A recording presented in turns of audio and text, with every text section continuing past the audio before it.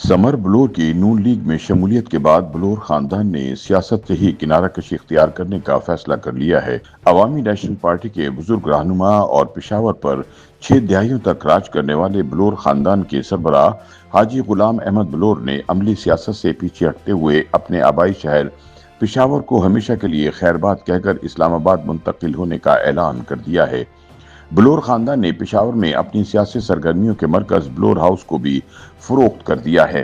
खानदानी जराए ने तस्दीक की कि गुलाम बलोर ने गवर्नर हाउस के करीब वाक़ पेशावर का वाहिद ज़ाती घर बलोर हाउस जमीयतुल उलमा इस्लाम फे के रहनुमा और साबिक गवर्नर हाजी गुलाम अली को भारी कीमत पर फरोख्त कर दिया है और अब वो इस्लामाबाद मुंतकिल हो चुके हैं, जिसके बाद सियासी सरगर्मियों और पार्टी तरानों से गूंजने वाला बलोर हाउस अब वीरान दिखाई देता है।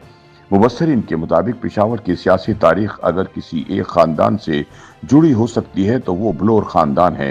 गुलाम अहमद बलोर, बशीर अहमद बलोर, इलियास बलोर, इन तीनों भाइयों ने अवामी नेशनल पार्टी के परचम तले अपनी पूरी जिंदगी कौम परस्ती, जमहूरियत और रोशन ख्याली के लिए वक्फ कर दी।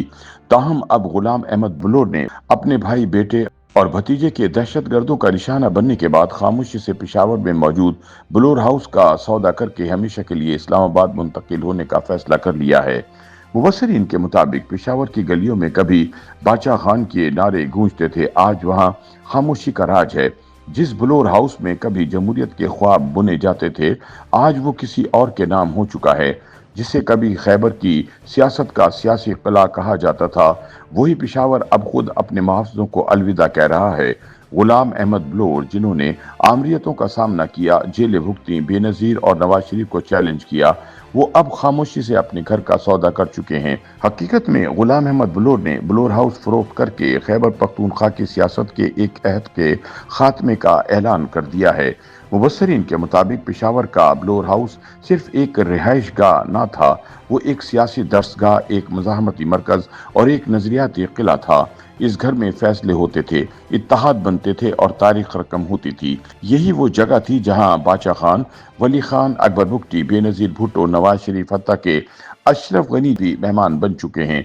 1970 से 1985 तक ये एएनपी का गैर रस्मी हेडक्वार्टर था, जहां न सिर्फ पार्टी पॉलिसी बनती बल्कि मज़ाहमत की चिंगारियां सुलगती थीं।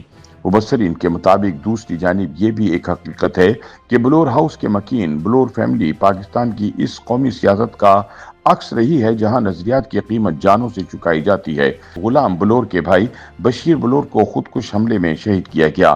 भतीजे हारून बलोर भी दहशतगर्दों का निशाना बने और इकलौते बेटे शबीर बलोर को भी कत्ल कर दिया गया।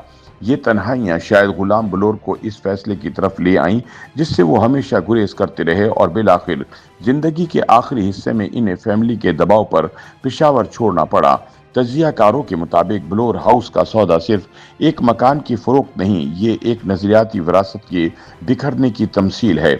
गुलाम बलोर का जाना सिर्फ पेशावर से नहीं बल्कि एक ऐसी सियासत से रुखसती है जो नजरिए, मज़ाहमत और कुर्बानी पर खड़ी थी। अब बलोर हाउस की खामोश दीवारें शायद इस कौम को ये याद दिलाती रहेंगी कि कभी यहाँ सच बोला जाता था और कभी यहाँ कौम परस्ती सियासी नारा नहीं बल्कि अमली जहाद हुआ करती थी।